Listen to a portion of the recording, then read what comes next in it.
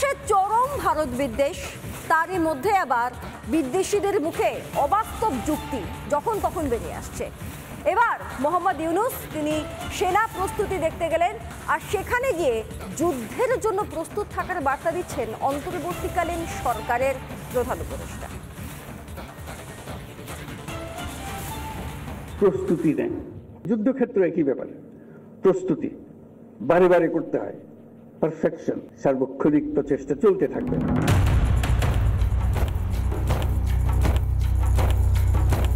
বাংলাদেশের সেনার কীর্তি দেখুন, সর্ষে খেতে ট্যাং নিয়ে নেমে পড়েছে যুদ্ধ খেলতে।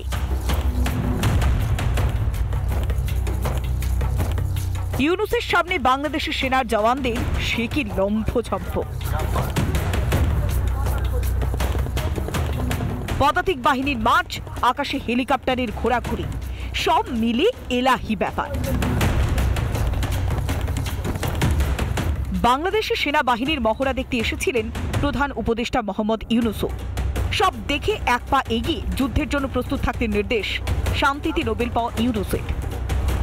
ব্যাটল কিভাবে তারা লড়াই করেছে, কিভাবে জিতেছে, শত্রুর কাছ থেকে বিজয় ছিনিয়ে এনেছে, সবকিছুর প্রস্তুতি এভাবেই হয়। এই প্রস্তুতির মধ্যে যেটা বারে বারে আসবে সেটা হলো যে পারফেকশন।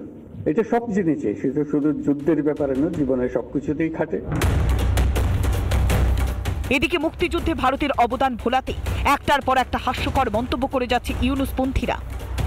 আমাদের এই তরুণ প্রজন্মকে বোঝাতে হবে যে শুধুমাত্র বাংলাদেশের মানুষের জন্য নয়, নিজের সেভেন সিস্টার্সকে সেভ করার জন্য কিভাবে ভারত এই মুক্তিযুদ্ধে অংশগ্রহণ করেছে। বাংলাদেশের স্বাধীনতা মুক্তিযুদ্ধে ভারত সহায়তা করেনি, সহায়তার নামে বাংলাদেশ দখল করেছিল। মুক্তিযুদ্ধের পর থেকে একটাও সত্যিকারের যুদ্ধ লড়তে হয়নি বাংলাদেশকে, কারণ ভারতের মতো আদর্শ প্রতিবেশীকে পেয়েছে বাংলাদেশ। তাই যুদ্ধক্ষেত্র কি তা বাংলাদেশের সেনাবাহিনী আদেও জানে কিনা সন্দেহ।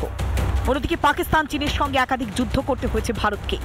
যুদ্ধের বাস্তব অভিজ্ঞতা ভারতীয় সেনার অনেক গুণ বেশি।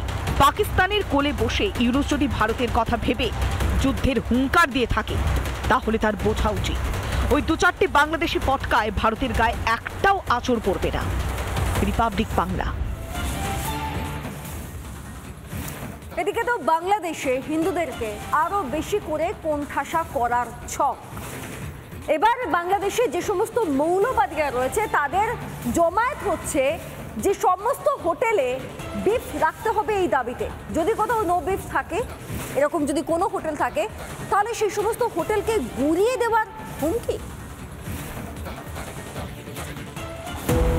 হোটেলে গরুর গোশত রাখতে চায় না, হোটেলগুলোতে গরুর গোশত রাখতে চায় না। তারা আসলে কি বোঝাতে চায়? 98% মুসলমানের দেশে গরুর গোশত হোটেলে না রাখো, তোমাদের হোটেল চলতে দেওয়া হবে না। শুনলেন তো কি বলছে বাংলাদেশের মৌলবাদীরা? হিন্দুদের নিশ্চিহ্ন করতে কোনো রকমের প্রচেষ্টাই বাকি রাখছে না ওপার বাংলার জামাতি মৌলবাদীরা। আমরা মুসলমান, আমার দেশে সব হোটেলে গরুর গোশত রাখা বাধ্যতামূলক। কোনো জঙ্গিদের গোপন আস্তানায় এই কথা বলা হচ্ছে না, এমনকি কোনো সন্ত্রাসবাদীদের প্রশিক্ষণ কেন্দ্রেও নয়। ইউনূসের বাংলাদেশে দিনে দুপুরে ভরা বাজারে মাইক হাতে নিয়ে গরুর মাংস রাখার ফতোয়া দিচ্ছে কট্টরপন্থীরা। ঢাকায় তো হোটেল রেস্তোরাঁগুলিতে গরুর মাংস বাধ্যতামূলক করতে হবে বলে সমাবেশও করে ফেলল মৌলবাদীরা। এমনকি হিন্দু হোটেলগুলিতে গরুর মাংস ঢোকানোর নোংরা পরিকল্পনা করছে তারা। গরু কারো মা নয়, গোশত রাখতে নাই কোনো ভয়। গরুর গোশত রাখতেই হবে, নইলে হোটেল বন্ধ হবে। যে ইউনূস মানুষের পাতে ভাত তুলে দিতে পারে না, হিন্দুদের ধর্মীয় বিশ্বাসে আঘাত দিয়ে সমাবেশ করছে সেই ইউনূসেরই মৌলবাদী চেলারা।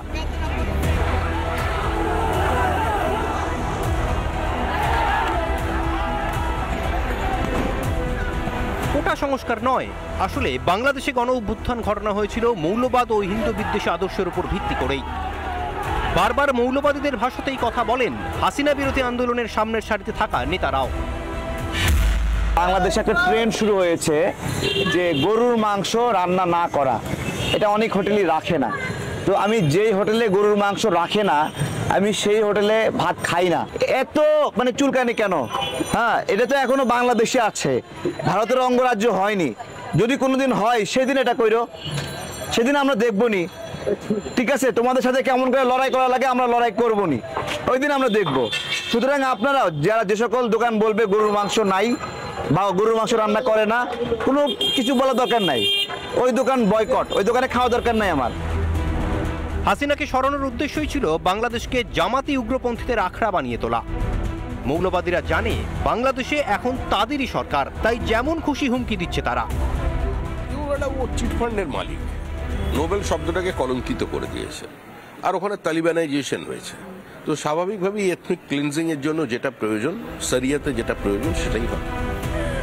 হিন্দুদের ঘর বাড়ি ও দোকানে আগুন, হিন্দু মন্দিরে ভাঙচুর, বেছে বেছে হিন্দুদের চাকরি থেকে বাতিল, এসবই চলছে এখন ইউনূসের বাংলাদেশে। রুটি রুজির পর এবার সনাতনীদের খাদ্যাভ্যাসেও নেমে এসছে মৌলবাদী আক্রমণ। সমস্ত প্রতিকূলতাকে উপেক্ষা করে মৌলবাদীদের চোখে চোখ রেখে লড়ে যাচ্ছে পদ্মাপাড়ের সনাতনীরা। রিপাবলিক বাংলা। ইউনূসের সরাসরি মদত আর বাংলাদেশে কট্টরবাদীদের তাণ্ডব, রীতিমতো সেখানে আতঙ্কে রয়েছেন সনাতনীরা। এরই মাঝখানে আবার ইউনূসের সাঙ্গপাঙ্গদের কখনো সেভেন সিস্টার্স দখলের শখ, কখনো আবার কলকাতা দখলের শখ।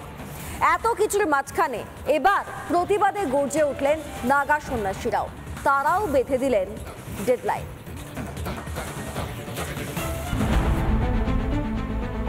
নাগা সন্ন্যাসীদের তরফ থেকে বার্তা এসে পৌঁছেছে, হুঙ্কার এসে পৌঁছেছে যে 1 ঘন্টা দিলে বাংলাদেশকে তারা কবজায় এনে দেখাবেন, বাংলাদেশ থেকে তারা দখল করে নেবেন। আর তারই সমর্থনে কথা বলছেন এই বাবুঘাটে যারা এসছেন সন্ন্যাসী বা সন্ন্যাসিনীরা। সামনেই মকর সংক্রান্তি, বাবুঘাটের সরকারি ক্যাম্পে ভিড় সন্ন্যাসীদের। সেখানে দাঁড়িয়ে মোহাম্মদ ইউনূসের অত্যাচারের বিরুদ্ধে সুর চড়ালেন সন্ন্যাসীরা। 1 মিনিটে বাংলাদেশ দখল করে নেওয়ার হুঁশিয়ারি, সন্ন্যাসীদের ক্ষমতার কথা ইউনূসকে মনে করিয়ে দিলেন তারা। 1 মিনিট সময় লাগবে, 1 মিনিট, 1 ঘন্টা তো অনেক। 1 মিনিট আমাদের সময় দিলে, অধিকার দিলে, আদেশ করলে আমরা 1 মিনিটে চলে যাব। কি হবে ওনারাও জানে না। নাগা সন্ন্যাসীর হাতে সেই সুপ্রিম পাওয়ারটা উপর মহল থেকে এসছে। শুধু এখানেই শেষ নয়, বাংলাদেশে হিন্দুদের ওপর অত্যাচার নিয়ে সরব সন্ন্যাসীরা। সব সনাতনীদের এককাট্টা হওয়ার ডাক, দেশ ও ধর্মকে রক্ষা করতে প্রাণ দিতেও পিছপা হবেন না সন্ন্যাসীরা।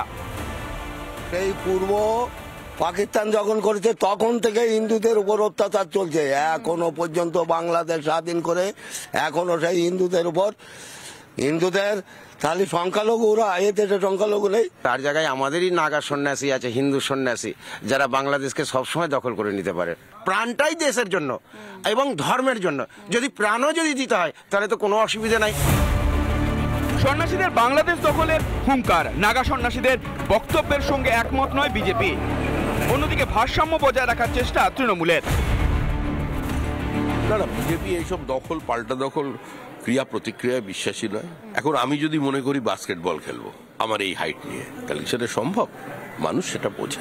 আমরা চাইবো যে পরিস্থিতিটা সংযত হবে, নিয়ন্ত্রণে আসবে, অন্যায় অবিচার বন্ধ হবে, শান্তি হবে। কলকাতা দখলের দিবাস্বপ্ন দেখছে ইউনূসের দুষ্কৃতীরা। যে বাংলাদেশ সে দেশের মানুষের অন্ন সংস্থান করতে পারে না, তারা কিনা করবে কলকাতা দখল। জঙ্গিদের মদতে বাংলাদেশে মৌলবাদ ছড়ানোর স্বপ্ন দেখা ইউনূসকে হুঁশিয়ারি নাগা সন্ন্যাসীদের। হিন্দুরা এককাট্টা হলে গদি বাঁচবে ইউনূসের। রিপাবলিক বাংলা। এদিকে শিয়ালদা থেকে এক বাংলাদেশি কিশোরী গ্রেফতার। নাম পরিচয়ের উপযুক্ত নথি দেখাতে না পারার কারণেই গ্রেফতার করা হয়েছে এবং তার বক্তব্যেও মিলেছে একাধিক অসঙ্গতি।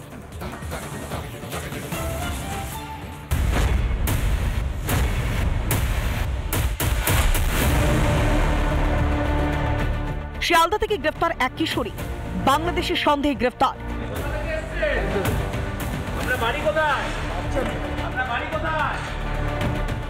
এনআরএস হাসপাতালের সামনে ওই কিশোরীকে ঘোরাফেরা করতে দেখে সন্দেহ হয় পুলিশের।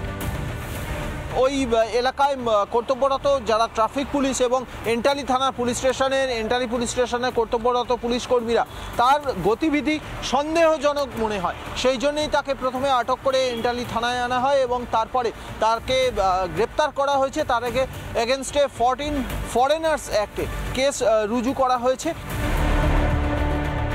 নিজেকে বাংলাদেশের বরিশালের বাসিন্দা বলে পরিচয় দেয় ওই কিশোরী, কিন্তু বাংলাদেশের কোনো বৈধ নথি দেখাতে পারেননি ওই কিশোরী। আচমকা কলকাতায় কিভাবে এলো, কলকাতায় কি ট্রিটমেন্ট করানোর জন্য এসেছে না অন্য কোনো কারণ রয়েছে, সেই বিষয়টা জানার চেষ্টা করছে। তবে একে গ্রেপ্তার করার মূল কারণ কলকাতায় কিভাবে এলো সেই বিষয়ে কোনো সঙ্গত উত্তর দিতে পারেনি। এমনকি এই মহিলার কাছে, এই যুবতীর কাছে কোনো ডকুমেন্টসও পাওয়া যায়নি। জিজ্ঞাসাবাদের পর তাকে গ্রেফতার করে এন্টালি থানার পুলিশ। 18 জানুয়ারি পর্যন্ত জেল হেফাজতের নির্দেশ দিয়েছে আদালত। ধৃতের নাম এবং পরিচয় নিয়ে সন্দেহ, নামের নথি দেখাতে পারেনি কিশোরী। ধৃতের দাবি 3 মাস আগে মুম্বাই কাজের খোঁজে গিয়েছিল সে, তাকে নিয়ে গিয়েছিল তারই এক আত্মীয়। কাজ মেলেনি, তাই বাড়িতে পরিচারিকার কাজ। কলকাতা হয়ে মুম্বাই গিয়েছিল ধৃত, পরে কলকাতা হয়ে বাংলাদেশে ফেরার ছক। একটার পর একটা ঘটনা, কখনো পার্ক স্ট্রিটের হোটেল থেকে গ্রেফতার বাংলাদেশি নাগরিক, আবার কখনো বা মার্কো স্ট্রিট থেকে। সব জায়গাতেই পরিচয় গোপন করে লুকিয়ে থাকছে বাংলাদেশি নাগরিকরা। অশান্ত বাংলাদেশে নির্বিচারে ঘুরে বেড়াচ্ছে জঙ্গিরা। এই আবহে এপার বাংলা থেকেও এপারে ধরা পড়ছে জঙ্গি সংগঠনের একাধিক চাই, এমনকি জেলেও বসে চলছে মগজ ধোলাই। ভাবে হয় না, দেশের নিরাপত্তা শিরোধার্য এবং যেমন যেমন যাদের যাদের জায়গা দায়িত্ব রয়েছে, যেমন আমরা বলি বর্ডার সিকিউরিটি ফোর্স দেখবে, আমাদের প্রশ্ন করলে আমাদের কাছে উত্তর থাকে, আমাদের নিরুত্তর। কিন্তু যারা ঢুকে পড়েছেন আবার পশ্চিমবাংলার পুলিশ তাদের ধরছে, সেখানে আমরা উত্তর দিতে পারছি। ফলে ব্লেম গেমে লাভ হবে না। এটা একটা নেক্সাস, এটা একটা র্যাকেট, দুর্বৃত্ত, দুর্নীতিগ্রস্ত এবং পুলিশ, এই যে ট্রায়ো র্যাকেট, সেই র্যাকেটই এই সমস্ত করেছে, সব বেরিয়ে আসবে। তবে এই কিশোরীকে গ্রেফতারের পর পুলিশ জানতে চাইছে কার হাত ধরে ভারতে ঢুকে ভারতেরই অন্য রাজ্যে কাজের খোঁজে গিয়েছিল ওই কিশোরী। খোঁজ চলছে ধৃতের আত্মীয়েরও। সৈকত পালের রিপোর্ট, রিপাবলিক বাংলা। এদিকে মুম্বাই থেকে ধরা পড়ল বাংলাদেশের 13 জন অনুপ্রবেশকারী। তাদেরকে ইতিমধ্যেই নিজেদের হেফাজতে নিয়েছে মুম্বাইয়ের ঘাটকোপার থানা। আবার ওদিকে দিল্লিতে ইতিমধ্যেই আরো বেশি সক্রিয় দিল্লি পুলিশের বাংলাদেশ সেল।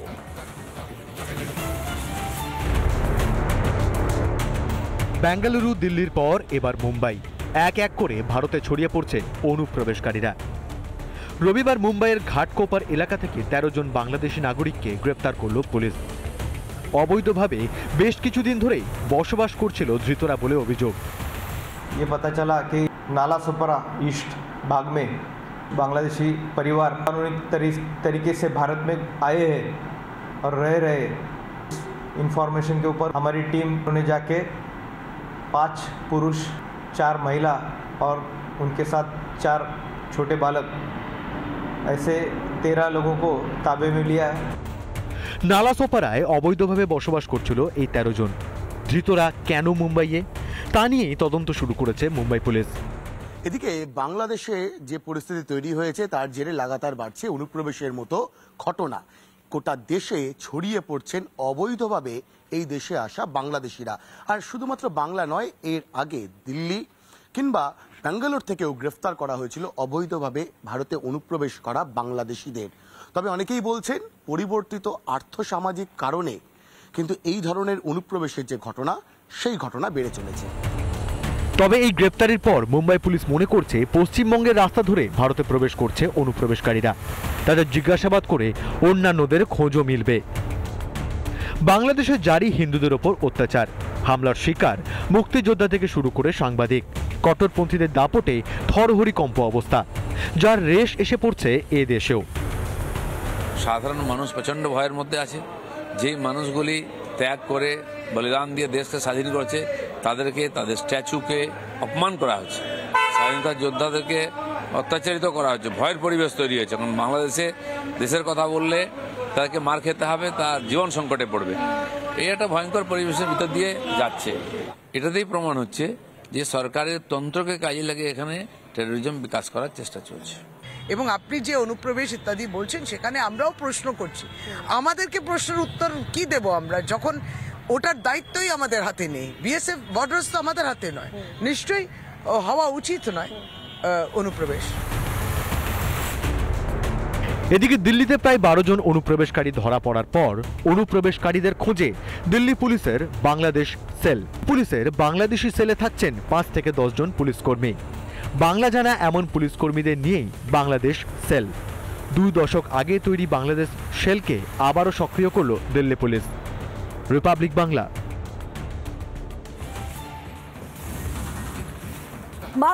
মালদায় তৃণমূল কাউন্সিলর খুনে এবার চাঞ্চল্যকর দাবি তাঁর স্ত্রীর। পুলিশের তদন্তের ওপর আস্থা রাখলেও যেভাবে পুলিশ তদন্তের গতি প্রকৃতিকে এগিয়ে নিয়ে যাচ্ছে তাতে মোটেই সন্তুষ্ট নন চৈতালি সরকার।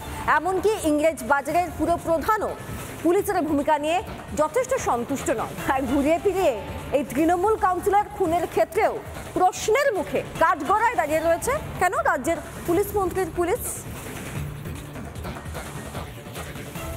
কাউকে লুকানোর চেষ্টা কোনো প্রলোভনে কোনো পাওয়ারের এতে যেন না করে। যাদের মাথা থেকে এসে এই জিনিসটা হয়েছে তাদের ধরার আবেদন আমি রাখছি।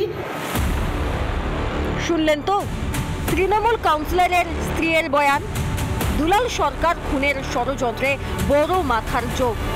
যারা গ্রেপ্তার হয়েছে তারা চুনোপুটি মাত্র। বিস্ফোরক দাবি করছেন খোদ খুন হওয়া তৃণমূল কাউন্সিলরের স্ত্রী। সন্তুষ্ট তো হওয়ার কথা নয়, আমি তো চাইছি অতি দ্রুত সমাধান হোক। কেন এত ধীরে চলছে আমি জানি না, তার পেছনে তাদের কোনো ভালো ইয়ে রয়েছে নাকি। এখানেই শেষ নয়, পুলিশি তদন্ত নিয়েও বড়সড় প্রশ্ন তুলেছেন চৈতালি সরকার। সন্তুষ্ট তো হওয়ার কথা নয়, আমি তো চাইছি অতি দ্রুত সমাধান হোক। কেন এত ধীরে চলছে আমি জানি না, তার পেছনে তাদের কোনো ভালো ইয়ে রয়েছে নাকি। তৃণমূল কাউন্সিলর খুনের 3 দিন পার, 5 জন গ্রেফতার হলেও আসল মাথার খোঁজ এখনো পায়নি পুলিশ। মমতার পুলিশের ব্যর্থতা যে রয়েছে সে কথা স্বীকার করছেন ইংরেজ বাজার পুরসভার চেয়ারম্যানও। কিন্তু যারা রুট আছে তাদের বের করা উচিত, এটা বলবো ইন্টেলিজেন্সের গ্যাপ হয়েছে। পুলিশের ভূমিকার নিন্দায় সরব বিজেপিও। সিবিআই তদন্তের দাবি গেরুয়া শিবিরের। নিন্দা যদি ব্যর্থ হয় কেন, আমি তো সিবিআই তদন্তের দাবি করতে বলছি। ও রাজ্য সরকার চাইলে সিবিআই কে তো ট্রান্সফার করতে পারে, কেস কোর্টে যাওয়ার তো দরকার নেই। আজ সকালেই মালদা জেলা পুলিশের পক্ষ থেকে 2 জন আরো মূল অভিযুক্ত এদের হদিশ পেতে অর্থাৎ এদের সন্ধান পেতে মালদা জেলা পুলিশ রীতিমতো পুরস্কারও ঘোষণা করেছে। তৃণমূল কাউন্সিলর খুনে অন্যতম 2 অভিযুক্তের এখনো খোঁজ বেরেনি। যে জনগণকে নিরাপত্তা দেওয়া পুলিশের কাজ, দাগী অপরাধী ধরতে তাঁদের ওপর আস্থা রাখছে মমতার পুলিশ। অপরাধীদের ধরতে 2 লাখ টাকা করে পুরস্কার মূল্য ঘোষণা পুলিশের। বাংলার মানুষকে আদৌ সুরক্ষা দিতে পারবে তো মমতার পুলিশ? রিপাবলিক বাংলা। রাজপুর সোনারপুরে আজব কাণ্ড। বিগত 2 বছর ধরে বাড়ির দেওয়াল থেকে চুইয়ে চুইয়ে পড়ছে তেল। কি উৎস, কিভাবে পড়ছে কেউ জানে না। রীতিমতো কালঘাম ছুটছে গবেষকদের। নরেন্দ্রপুর থানা, রাজপুর সোনারপুর পুরসভা, ওএনজিসি, যাদবপুর বিশ্ববিদ্যালয়ের জিওলজিক্যাল ডিপার্টমেন্টের গবেষকরাও বুঝতে পারছেন না যে তেল কি করে পড়ছে।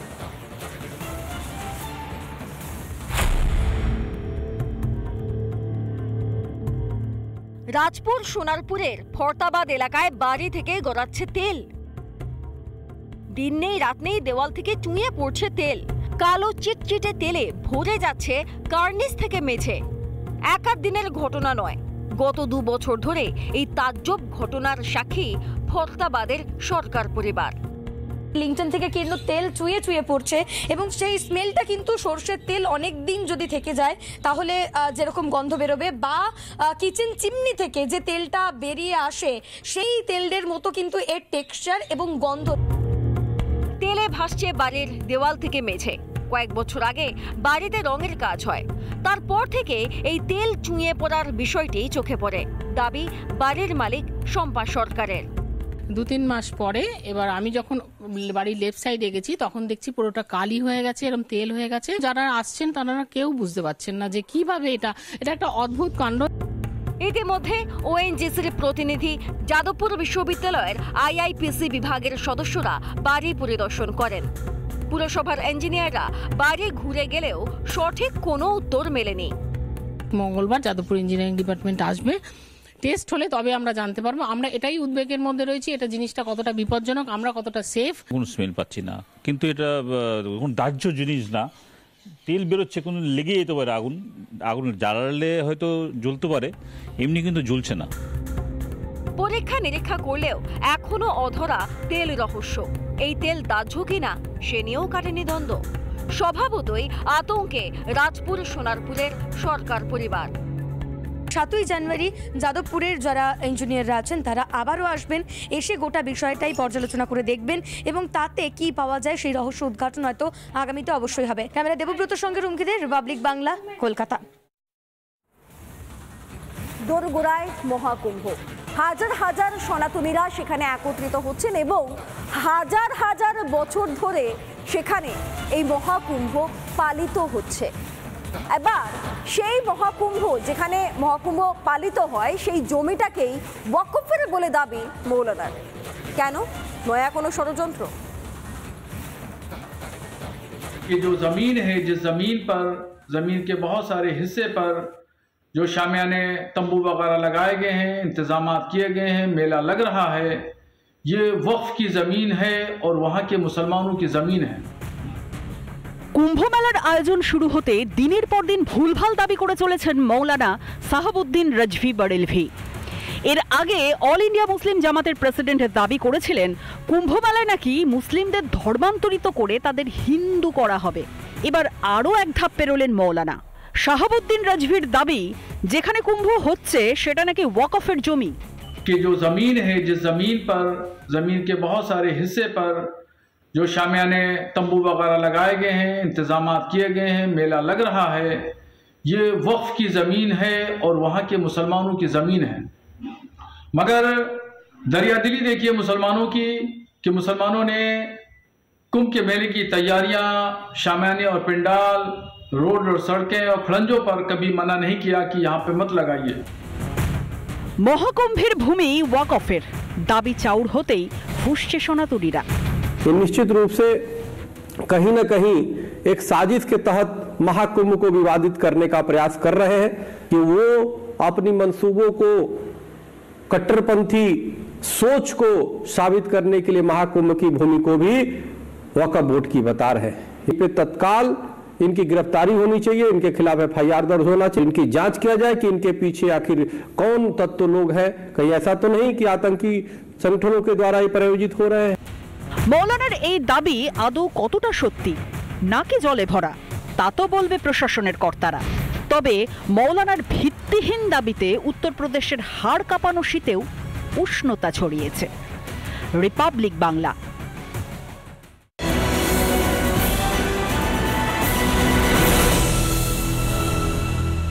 নানা ধরনের কন্টেন্ট দেখার জন্য লাইক করুন, শেয়ার করুন আমাদের ফেসবুক পেজ, সাবস্ক্রাইব করুন আমাদের ইউটিউব চ্যানেল। পাশাপাশি অন্যান্য ব্রেকিং নিউজের জন্য অবশ্যই চোখ রাখুন রিপাবলিক বাংলায়।